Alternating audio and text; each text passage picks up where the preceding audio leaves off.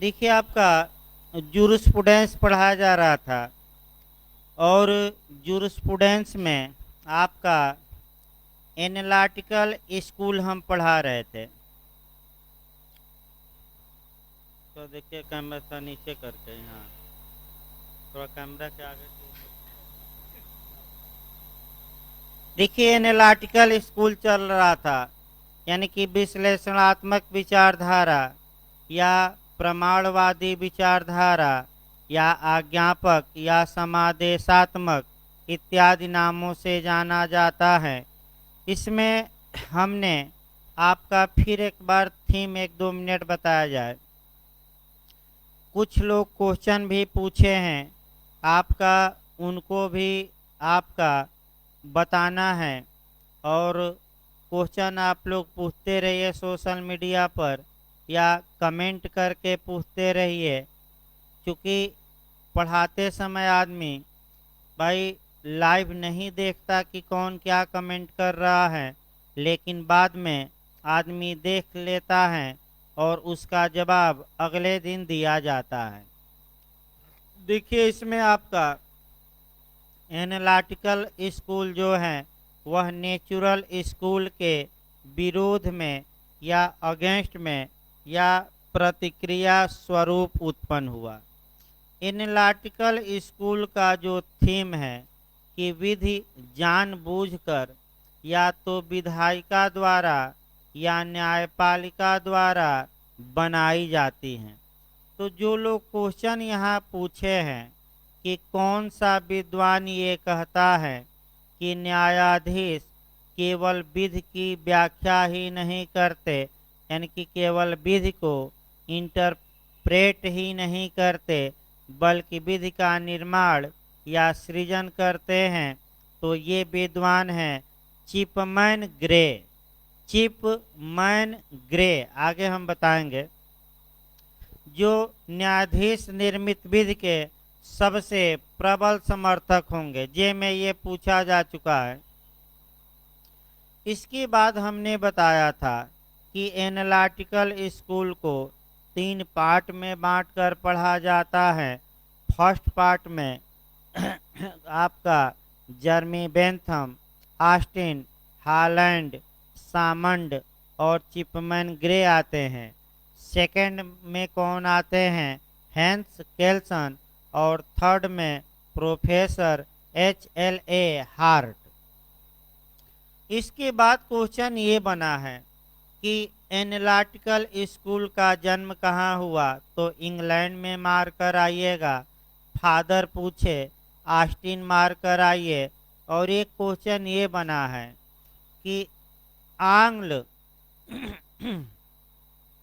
आंग्ल जूरिस्प्रूडेंस का फादर या इंग्लैंड में विधिशास्त्र का फादर कौन है, तब भी ऑस्टिन मारकर आइए। इसकी जर्मी बेंथम का हमने बता रखा है, पूरी बातें आगे और बताई भी जाएंगी। इसके बाद जर्मी बेंथम से जो शिष्य थे इनके ऑस्टिन थे, तो क्वेश्चन ये भी बताया गया कि कौन एक कदम किससे आगे है, तो आपका जवाब रहेगा जर्मी में बेंथम से एक कदम आगे ऑस्टिन, ऑस्टिन से एक कदम आगे हेल्सन, केल्सन, हेंस केल्सन, और इनसे एक कदम आगे हार्ट है। ये हमने चार्ट बनवाया था। फिर ऑस्टिन को हम पढ़ा रहे थे। ऑस्टिन में 1 या 2 क्वेश्चन जॉन ऑस्टिन से बनता है, चाहे किताब पूछ ले या जो भी पूछ ले। तो इसीलिए छोटी छोटी बातों को गौर करते हुए आपको बताया जा रहा था और फिर एक बार दोहरा दिया जाए। देखिए जॉन ऑस्टिन क्या कहते हैं। ये जॉन ऑस्टिन के बारे में फिर एक बार देखिए।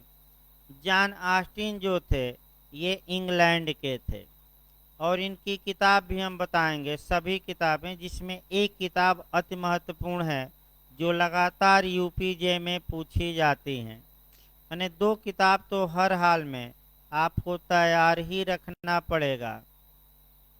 ये सेना के एक अधिकारी थे इंग्लैंड में और 4 वर्षों के लिए रोम गए और रोम में जाकर रोमन विधि का इन्होंने अध्ययन किया।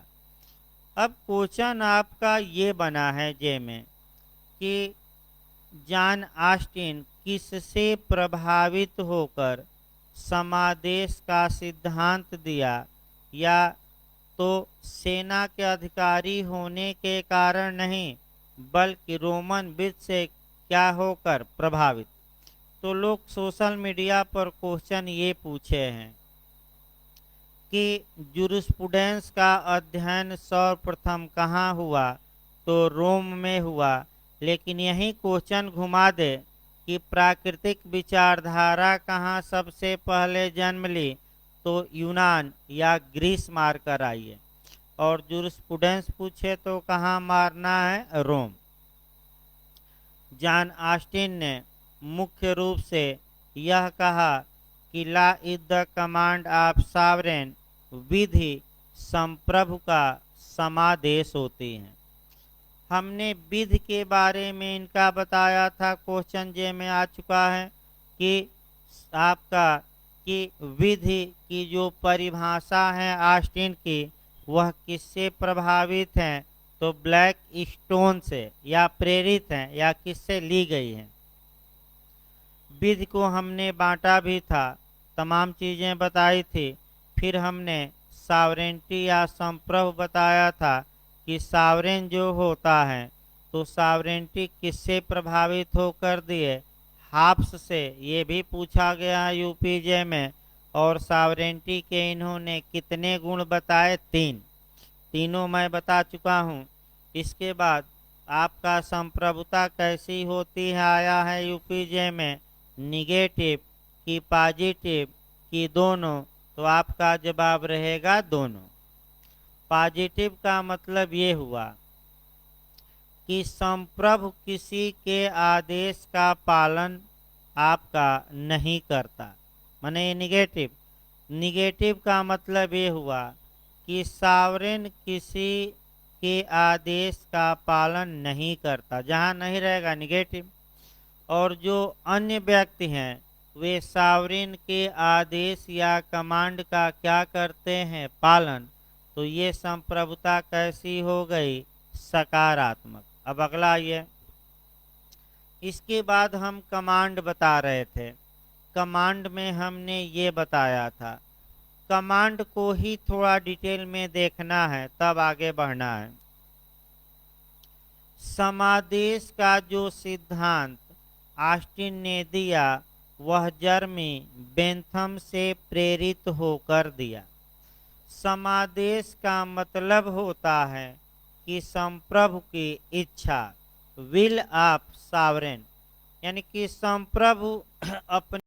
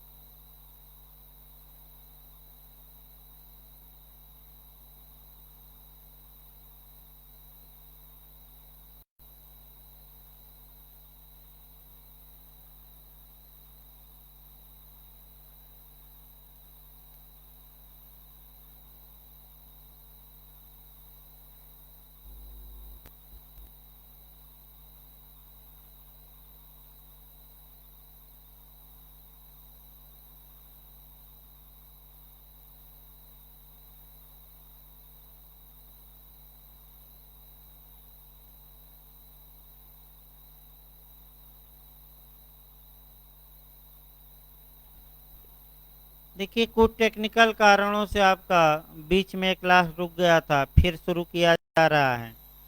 जॉन ऑस्टिन को हम आगे बढ़ा रहे थे। आपका समादेश बता रहे थे कि समादेश नेचर के आधार पर दो प्रकार का होता है, पॉजिटिव और निगेटिव। फिर समादेश आपका अगला जो समादेश का प्रकार है, एक जनरल कमांड और दूसरा पर्टिकुलर कमांड, यानी कि एक सामान्य आदेश और दूसरा विशिष्ट आदेश या समादेश। यहाँ से भी अंदर से क्वेश्चन बन सकता है। देखिए, सामान्य आदेश या समादेश वह होता है जहाँ की संप्रभु की इच्छा, यानी कि संप्रभु की इच्छा को सामान्य समादेश तब कहा जाएगा जब ऐसी इच्छा व्यक्त की गई हो सभी व्यक्तियों के लिए, सभी समय के लिए। लेकिन पर्टिकुलर या विशिष्ट आपका समादेश तब कहा जाएगा जब कुछ व्यक्तियों को हमेशा के लिए समादेश दिया गया हो या सभी व्यक्तियों को कुछ समय के लिए। अब यहाँ जो टेक्निकल क्वेश्चन आयोग बना सकता है वह ये बना सकता है कि जॉन ऑस्टिन किसको पॉजिटिव लॉ या एक्चुअल लॉ या वास्तविक विधि या विध्यात्मक विधि या निश्चायक विधि मानते हैं। तो आपका जो जनरल कमांड है उसी को जॉन ऑस्टिन पॉजिटिव लॉ मानते हैं, विशिष्ट को नहीं। अब आइए, अब आगे बढ़ा जाए।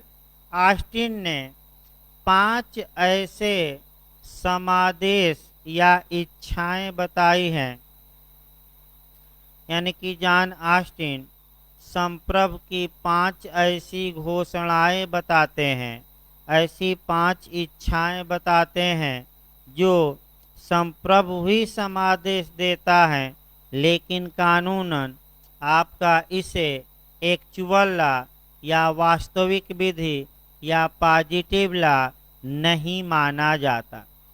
यानी कि समादेश के या कमांड के हम एक्सेप्शन भी कह सकते हैं।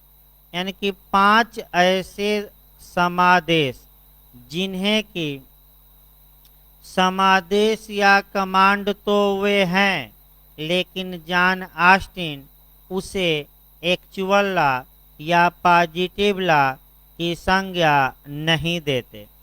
तो पांचों कौन कौन सी ऐसी बातें हैं, घोषणाएं हैं जिन्हें आपका ऑस्टिन आपका एक्चुअल लॉ मानने से इनकार करते हैं? तो पांचों को पढ़ना है और इसका एक एक करके उदाहरण भी देखते रहना है। पहला देखिए, व्याख्यात्मक विधियां। व्याख्यात्मक विधियों का मतलब ये हुआ आपका कि एक्सप्लेन करने वाली विधियां। एक्सप्लेन करने वाली विधियां होती क्या हैं?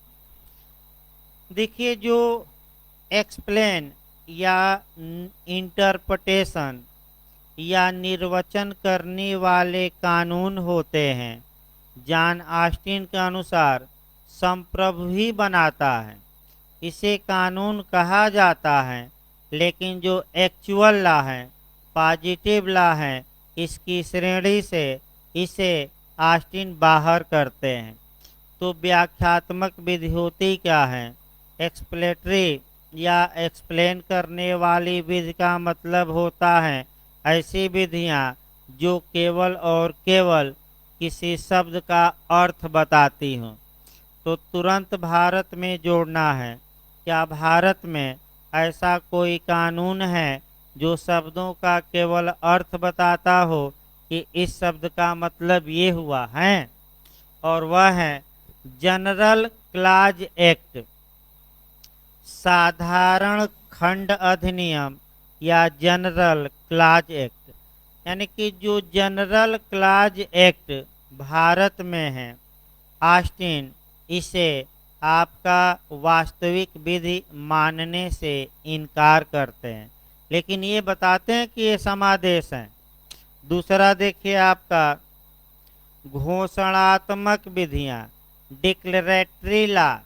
अब डिक्लेरेटरी लॉ क्या होता है, घोषणात्मक विधि क्या होती है। देखिए एक अपवाद भी यहाँ है। घोषणात्मक विधि का मतलब हुआ कि किसी विषय के बारे में कुछ घोषणा की जाती है। नाम से तो ये घोषणात्मक है, किंतु ऑस्टिन महोदय ये कहते हैं कि प्रभाव या इफेक्ट में ये मैंडेटरी होती हैं।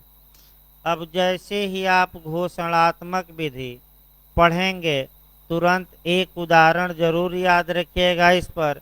सारे में जाकर यानी कि किस कानून से उदाहरण देखेंगे, स्पेसिफिक रिलीफ एक्ट यानी कि विनिर्दिष्ट अनुतोष अधिनियम 1963 के सेक्शन 34 और 35। कौन सा सेक्शन है, 34 और कौन सा 35। तो डिक्लेरेटरी डिक्री या घोषणात्मक डिक्री भारत में सारे के सेक्शन 34 के तहत दी गई हैं, और इसका जो इफेक्ट होता है, प्रभाव होता है, वह सारे के सेक्शन 35 में दिया गया है। और बिहार मेंस में भी जे में पूछा और प्री में भी पूछा जाता है।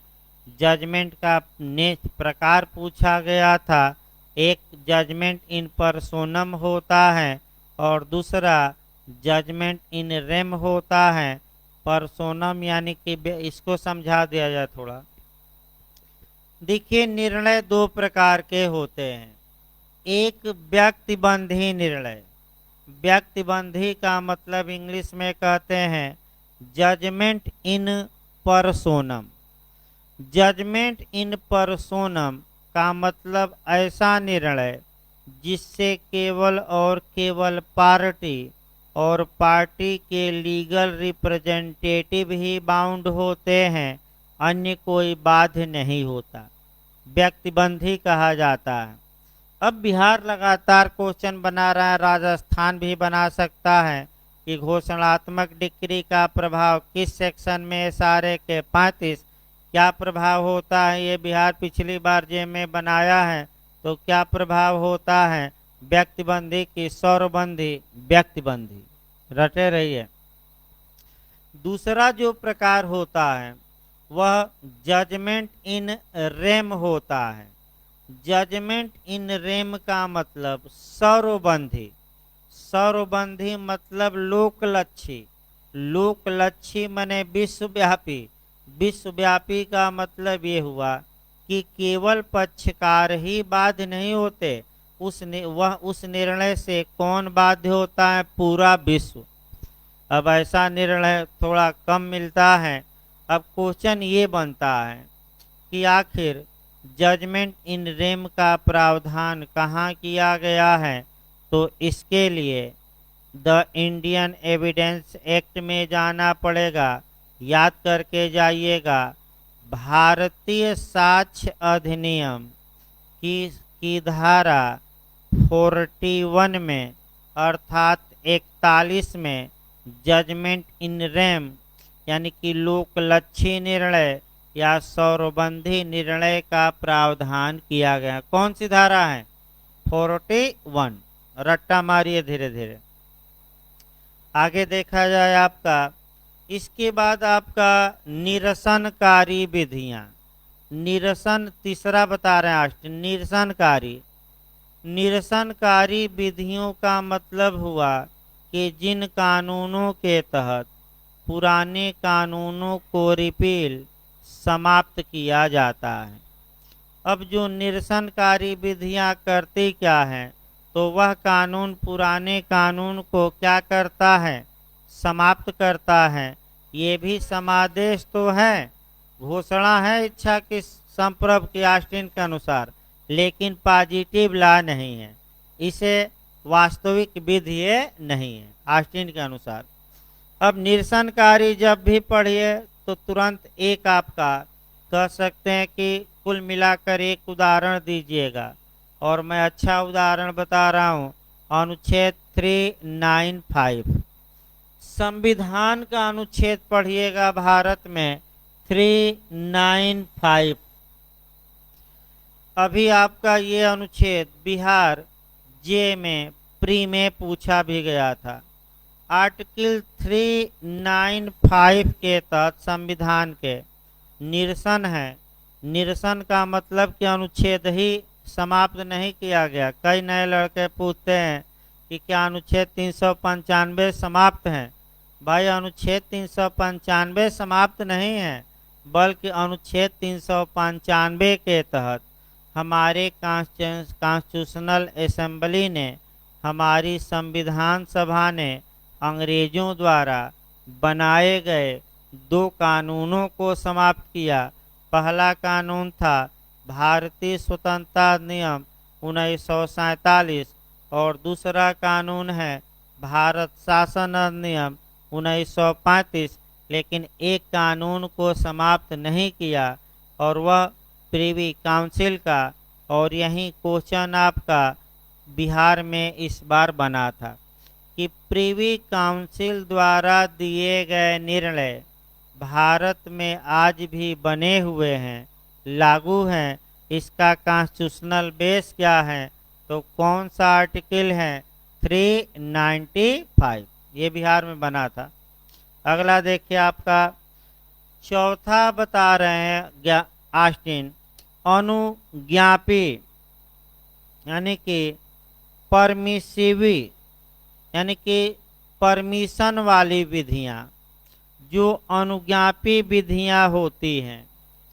अनुज्ञापी विधि या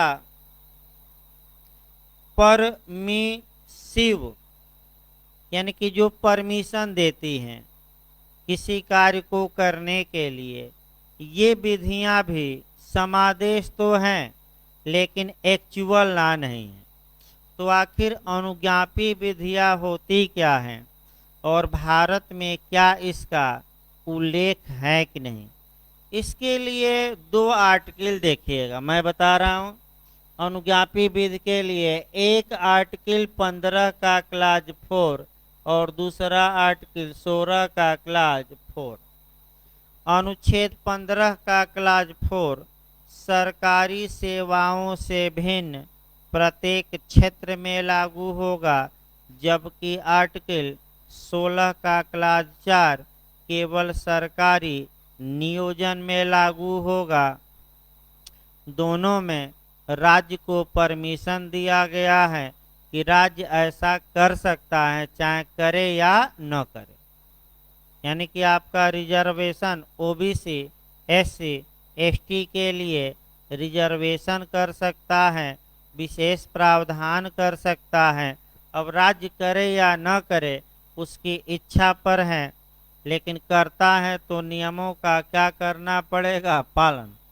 अगला देखिए आपका, इसके बाद 5वां ये बताते हैं अपूर्ण दायित्व वाली विधियां, यानी कि इम्परफेक्ट ऑब्लिगेशन वाला लॉ, यानी कि इम्परफेक्ट अपूर्ण दायित्व वाली विधियां। अपूर्ण दायित्व वाली विधि होती क्या है, ये आपको अच्छे से जानना है। और इसको देखिए, अपूर्ण दायित्व वाली विधि का मतलब ये हुआ कि ऐसा कानून जिसे कि, या ऐसा राइट हम कह सकते हैं, जिसे कि न्यायालय द्वारा इन्फोर्स नहीं कराया जा सकता, प्रवर्तित नहीं कराया जा सकता। यानी कि अधिकार तो है, लेकिन अधिकार लेकर झुनझुना बजाइए, डमरू बजाइए, और वह अधिकार आप न्यायालय में जाकर प्रवर्तित नहीं करा सकते। इसी को अपूर्ण दायित्व वाले कानून कहा जाता है। तो तुरंत आपका दिमाग जाना चाहिए कि क्या ऐसा भी नियम है जहां हमें राइट है लेकिन हम उसको न्यायालय में इन्फोर्स या न्यायालय से लागू नहीं करा सकते, यानी कि एक्शनेबल नहीं है।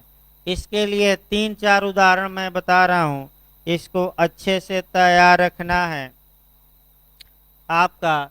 सबसे पहले हम संविधान में देखते हैं और संविधान का ही बताते हैं। संविधान का भाग 4 और भाग 4A, पहले इसी को देखते हैं।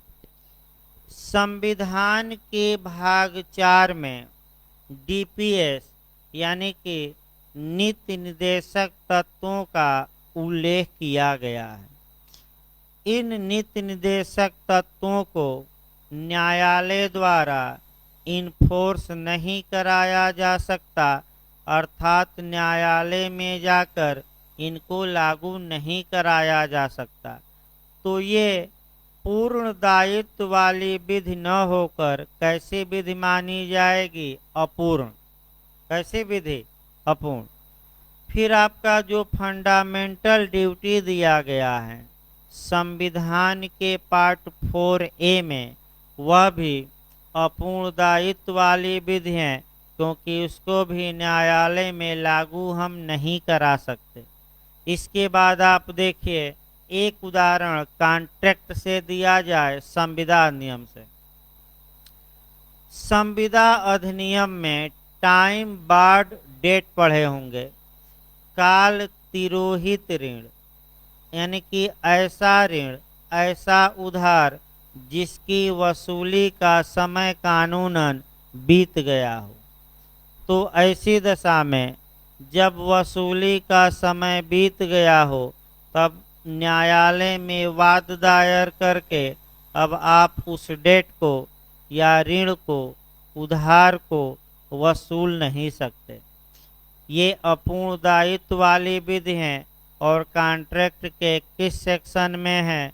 25 के क्लाज 3 में। फिर एक बार देखिए, संविदा अधिनियम की धारा 25 के क्लाज 3 में अपूर्ण दायित्व वाले प्रावधान दिए गए हैं।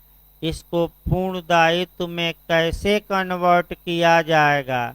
ये कॉन्ट्रैक्ट के सेक्शन 25 के क्लाज 3 में दिया गया है। मैंने दायित्व पूर्ण बना दिया जाता है, लेकिन क्या होता है? वो अपूर्ण। इस प्रकार 5 प्रकार की जो इच्छाएं हैं संप्रभु की, समादेश हैं लेकिन एक्चुअल लॉ नहीं है। अब आइए, आपका जॉन ऑस्टिन ने जूरिस्प्रूडेंस को 2 भागों में बांटा, एक जनरल और दूसरा पार्टिकुलर। जनरल का मतलब ये हुआ कि विधि के ऐसे नियम जो पूरे विश्व में एक जैसे हों, पूरे विश्व के देश में पाए जाएं तो उसे सामान्य, और किसी एक देश में पाया जाए तो उसे हम क्या कहते हैं? विशिष्ट। अब आइए, जहाँ तक जॉन ऑस्टिन की बात है, अब जॉन ऑस्टिन के बारे में आपका कुछ किताबें बची हैं और उन्हीं किताबों को हमें देखना है और किताब जरूर याद करके जाइए। देखिए क्या क्या किताब लिखें। देखिए, इन्होंने आपका ये लंदन विश्वविद्यालय में 6 लेक्चर दिए। 6। एक बार पूछा गया कि किताब आपका जे में आया है। इन्होंने लंदन विश्वविद्यालय में 6 व्याख्यान दिए, लेक्चर दिए, और उन 6 लेक्चरों को आपका एक किताब में पिरो दिया गया। पिरो दिया गया माने रख दिया गया। और उस किताब का जो नाम है आपका याद रखना है, the province of jurisprudence determined. The province of jurisprudence determined, गलत ना हो। एक बार आपका व्याख्यान से पूछा गया है, फिर एक बार मैं बता रहा हूँ। इन्होंने लंदन विश्वविद्यालय में 6 लेक्चर दिए और उन 6 लेक्चरों को एक किताब में छापा गया। उस किताब का क्या नाम है? तो the province of jurisprudence determined determined determined. अगला किताब देखिए, ए प्ली फॉर कॉन्स्टिट्यूशन। ये भी क्वेश्चन आ चुका है यूपीजे में। ए प्ली फॉर कॉन्स्टिट्यूशन किताब किसने लिखी? तो आपका जवाब रहेगा जॉन ऑस्टिन ने लिखी। तत्पश्चात इनकी अगली किताब है ला इज द नहीं, अगला इनका 2 किताब महत्वपूर्ण है, 2 ही किताब आपको याद रखना है। इस प्रकार इनका जो प्रिंसिपल था वह हम भारत में जोड़ते हुए आपको बताए। अब इनकी आलोचना देखना है। जहाँ तक ऑस्टिन की आलोचना की बात है, तमाम आलोचनाएं की जाती हैं, लेकिन जो विद्वानों ने कोटेशन दिया है वही याद रखना है ज़्यादा। आलोचना 2-4 हम भी कर दें। पहला तो ये प्राकृतिक विधि को इग्नोर करते हैं, जबकि आज भी नेचुरल लॉ है। दूसरा, प्रथा और रूढ़ि को इग्नोर करते हैं, आज भी प्रथा और क्या है, रूढ़ है। संप्रभु पर ज़्यादा विश्वास करते हैं, डर का माहौल पैदा करते हैं और ये कहते हैं मनोवैज्ञानिक प्रभाव डाला जाता है व्यक्ति के मन पर, तब कानून का पालन करता है। लेकिन व्यक्ति समाज का सभ्य इंसान होने के कारण, नैतिकता के कारण भी कानून का क्या करते हैं लोग? पालन। इसमें कोई शक नहीं है। तो आलोचना 3-4 बता दी गई। आलोचना के बाद विद्वानों की आलोचना जरूर याद रखिए, वहीं से क्वेश्चन आपका बना है। पहली आलोचना देखा जाए, प्रोफेसर एलन। ये क्वेश्चन आ चुका यूपीजे में 1-2 बार और हम बता चुके हैं। प्रोफेसर एलन ने ऑस्टिन को विधि शास्त्र के क्षेत्र में ताड़ का वृक्ष कहा है, यानी कि प्लम आपका ट्री, प्लम ट्री, ताड़ का वृक्ष। ताड़ का वृक्ष होता क्या है थोड़ा समझिए। और यहाँ आपका कहावत भी एक चरितार्थ होती है। कहावत ये कही जाती है आपका, बड़े हुए तो क्या हुआ, जैसे पेड़ खजूर और पंछी को छाया नहीं, फल लागे अति दूर। यानी कि इसका मतलब ये हुआ कि आप बड़े बड़े, जैसे कि खजूर का पेड़ है, ताड़ का पेड़ है, बहुत लंबा होता है, आपका पत्ता भी कम रहता है, अब फल बहुत दूर लगता है। अगर ऊपर चढ़े कहीं टपक गए तो पता नहीं लगेगा। और इतना पत्ता कम रहता है कि किसी को छाया भी नहीं लगती। यानी कि इसका भावार्थ ये हुआ कि आप अच्छे पद पर चले गए हैं, आप अच्छे पद पर चले गए हैं तो आपको आम जनता का भी ख्याल रखना चाहिए। ये नहीं कि आप घमंड में आ जाएं और आम जनता को भूल जाएं। लेकिन ज़्यादातर लोग यही कर रहे हैं, आम जनता को क्या कर रहे हैं, भूल जा रहे हैं। अगला देखिए आपका ये प्रोफेसर एलन। इसके बाद प्रोफेसर हार्ट आलोचना करते हैं और हार्ट महोदय और कड़ी आलोचना करते हैं प्रोफेसर HLA हार्ट। देखिए क्या कहते हैं, ऑस्टिन की विधि बंदूकधारियों की विधि है। यानी कि जिस प्रकार एक बंदूकधारी आता है, किसी व्यक्ति को बंदूक दिखाकर डरवाता है और कहता है कि जो तुम्हारे पास धन है दे दो, नहीं तो जान से मार दिए जाओगे। सेम उसी प्रकार ये जो ऑस्टिन हैं ये कहते हैं कि सावरेन ने कमांड दिया है, तुम कमांड का क्या करो पालन, और नहीं करोगे तो क्या पाओगे, सजा पाओगे। अतः भय दिखाकर कानून का क्या कराया जा रहा है, पालन। इस प्रकार आपका जॉन ऑस्टिन की जो विधि के बारे में विचार और इत्यादि था आपका ये बताया गया। तो अगला लेक्चर आपका कल चलेगा। धन्यवाद।